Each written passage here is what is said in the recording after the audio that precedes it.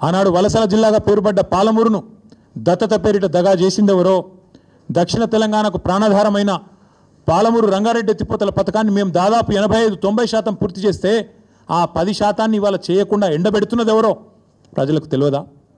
ఆనాడు నల్లగొండ జిల్లా, మా స్రవంతి గారు ఇక్కడే ఉన్నారు, మునుగోడు, ఆ ప్రాంతం మొత్తం ఆనాడు ఫ్లోరైడ్ బాధతో బొక్కలు ఇరిగి బొక్కలు పూర్తి స్థాయిలో మూలుగ చచ్చిపోయి దారుణంగా తయారైతే ఆ ఫ్లోరైడ్ అనే మహమ్మారిని తరిమి కొట్టింది కేసీఆర్ పరిపాలన కాదా?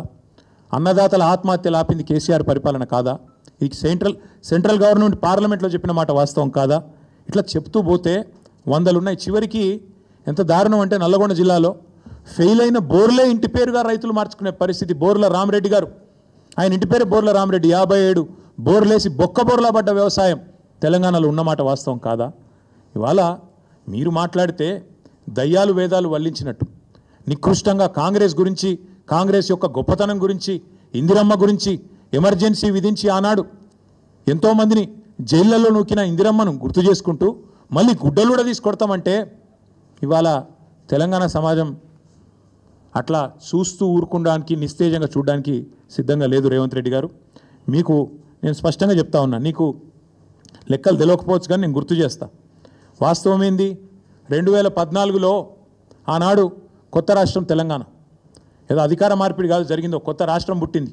ప్రజల దయతో, పోరాటాలతో, కేసీఆర్ గారి నాయకత్వంలో తెలంగాణ రాష్ట్రాన్ని సాధించుకున్నాం.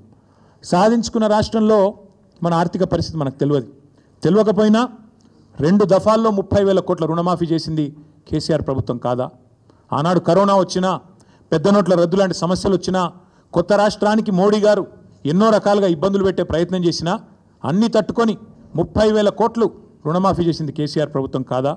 అట్లాగే ఇక సాగునీటి ప్రాజెక్టులు, వాటిని సస్యశ్యామలం చేయడం, నేను మళ్ళీ చెప్తా ఉన్నా, మీరే కదా ఏందది రైతు డిక్లరేషన్, మీ రాహుల్ గాంధీ వరంగల్కి వచ్చి ఇన్ని మాటలు చెప్పిండు. ఒక్కటని అమలైందా? ఇంట్లో ఒకటేసారి రుణమాఫీ అన్నారు. 50,000 కోట్ల రుణమాఫీని 12,000 కోట్లకు కుదించి చేతులు దులుపుకున్నారు, అవతల పడ్డారు, అయిపోయింది అంటున్నారు.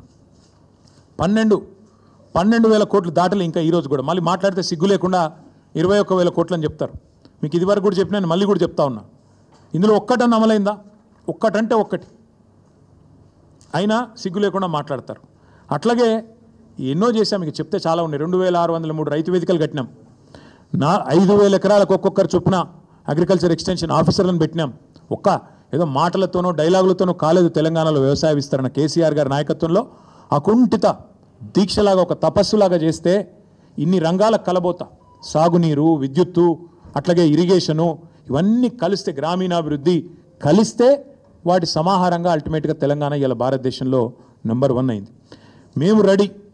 నువ్వు అసెంబ్లీలో పెడతావా చర్చ, లేదా అంబేద్కర్ కాడ పెడతావా, కొండారెడ్డి పల్లెలో పెడతావా, చింతమడకలో పెడతావా, కొడంగల్లో పెడతావా, గజ్వేల్లో పెడతావా, ప్లేసు నీ ఇష్టం, ఎక్కడంటే అక్కడికి వస్తాం.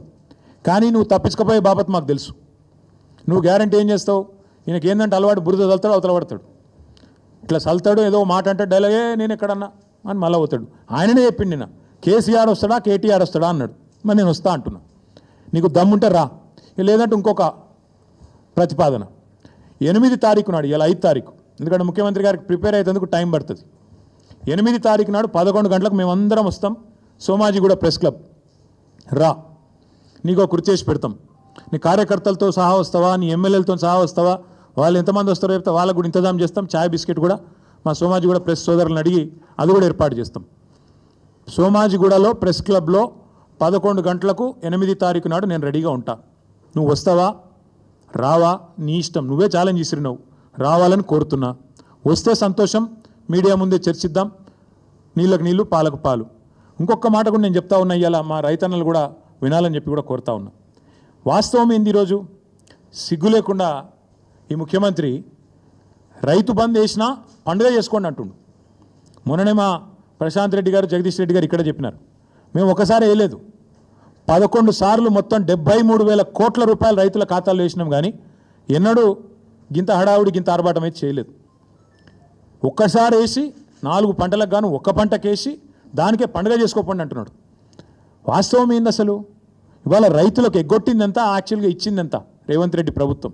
మీరు చెప్పింది ఏంది, అసలు ఇచ్చింది ఏంది? మీరు చెప్పింది ఏంది? రైతు భరోసా ఎకరానికి 15,000 ఇస్తామని చెప్పినావు నువ్వు. కేసీఆర్ 10,000 ఇస్తున్నాడు బిచ్చం వేసినట్టు, నేను 15,000 ఇస్తా అన్నావు. కేసీఆర్ 2 పంటలకు ఇస్తున్నాడు, నేను 3 పంటలకు ఇస్తా అన్నావు. ఇవాళ ఏం చేస్తున్నావు మరి? ఇచ్చినావు ఎక్కడైనా 15,000? అసలు రైతు భరోసా పేరుకు అర్థం ఉందా, తాత్పర్యం ఉందా? ఇంకొక మాట కూడా అడుగుతా ఉన్నా రేవంత్ రెడ్డిని నేను. నువ్వే కదా ఉత్తరం రాస్తే కౌలు రైతులకు 22 లక్షల మంది కౌలు రైతులకు ఉత్తరం రాసిండి మొగోడు. మీ అందరికీ నేను రాగానే ఇస్తా, ఇచ్చేస్తూనే ఉన్నా, వస్తూనే ఉన్నా, ఇస్తా అని చెప్పి రెచ్చగొట్టిండు. ఇవాళ అసలు రైతులకు ఎగ్గొట్టింది, పట్టదారులకు ఎగ్గొట్టింది ఈ 4 పంటలు కలిపి 24,000 కోట్లు, కౌలు రైతులకు ఎగ్గొట్టింది 15,000 కోట్లు. మొత్తం కలిపితే ఈ ప్రభుత్వం ఒక్క రైతు బంధులనే ఎగ్గొట్టింది 39,000 కోట్లు. ఎట్లా లెక్క అంటారా మీరు? ఇవాళ లెక్క కూడా నేను తీసుకొచ్చినా, మీరు చూసుకోవచ్చు. ఒక్కొక్క ఎకరానికి ఎంత ఎగ్గొట్టిండు, మొత్తం కలిపి 39,000 కోట్లు ఎగ్గొట్టిండు ఒక రైతు బంధువులనే. ఇక రైతు రుణమాఫీ తీసుకుంటే అక్కడ దాదాపు 38,000 కోట్లు ఎగ్గొట్టిండు. 50,000 కోట్ల లెక్కను 12,000కు రౌండ్ ఆఫ్ చేసి ఆడొక 38,000 కోట్లు ఎగ్గొట్టిండు. రైతు బంధులో ఇంకో 39,000 కోట్లు ఎగ్గొట్టిండు. ఎట్లా అంటారా? 2023-24 రబీలో ఒక్కొక్క ఎకరానికి ఆనాడు 2,500 ఎగ్గొట్టిండు, 5,000 ఇచ్చి చేతులు దులుపుకున్నాడు. అప్పుడే ఎలక్షన్ అయిందన్నాడు. అప్పుడు కేసీఆర్ గారు పెట్టిన 7,500 కోట్లు ఇచ్చిండు. ఇచ్చి 2,500 ఎకరానికి అప్పుడే ఎగ్గొట్టిండు. తర్వాత ఒక పంట అయితే మొత్తానికి ఎగ్గొట్టిండు. ఎందుకంటే కేసీఆర్ ఏమో నాట్లు వచ్చినప్పుడు వేసేది, నాట్లు వేసేటప్పుడు రైతు బంధు వేసేది, ఈయన ఓట్లు వేసేటప్పుడు వేస్తాడు, తర్వాత వేయడు. మా రైతు సోదరులకు నేను చెప్తున్నా, మళ్ళీ ఓట్లు దాటినాయంటే తర్వాత రైతు బంధు ఉండదు. దానికి రైతు బంధుకు రామ్ మర్చిపోండి. రేవంత్ రెడ్డి గారి ప్రభుత్వం రైతు బంధును ఎగ్గొడుతుంది, ఏదో ఒకటి చెప్పి తప్పించుకుంటుంది. అసలైన తొలి వెలుగు. ఫాలో వాట్సాప్ @తొలి వెలుగు official.